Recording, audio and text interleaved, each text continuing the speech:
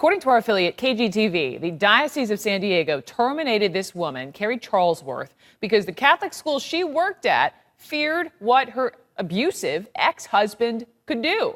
KGTV reports Charlesworth warned school administrators about him, and then in January, the school went on lockdown after he was seen on campus.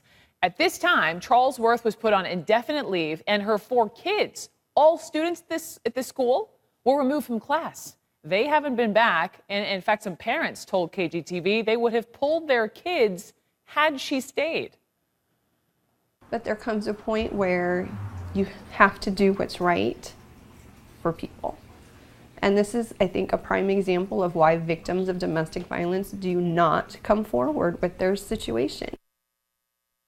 How am I going to get a job? What do I say when they say, "Why did you leave your last job?" Because my school felt I was a security threat? Who's going to put me in front of a classroom?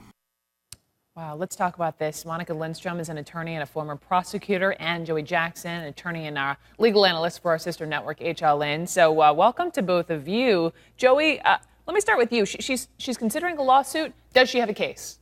You know, unfortunately, she really does not. And here's the problem, Brooke. Wow. I think something like this lends itself to a legislative solution. And the reason I say that is because when you work for an employer, they can hire or fire for any reason or no reason as long as it's not predicated upon discrimination. Now, certainly she should be in a class of protected people as a domestic violence victim. This is unfair. It's most unfortunate. But I think the legislature would have to create an exception in the law so as to give her, you know, the ability that she needs to work and not be penalized for being a victim of domestic violence. Let me just say this to be fair. Of course, we reached out to the school, to officials. They have yet to respond. But Monica, you can see their position. You know, they say her ex, who is in jail now, he got out, went to the school, hurt someone. I mean, could the school be held responsible if that were to happen?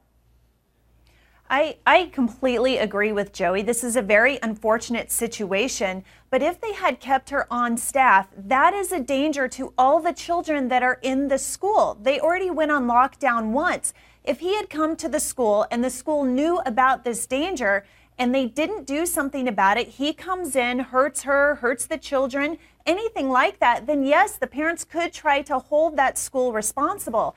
And when it comes down to it, I think this is a public policy decision. We have to basically weigh the interests of the domestic violence victims in a situation like this versus the safety of the children in the classroom. And it's unfortunate all around. It is. But it's a decision that had to be made.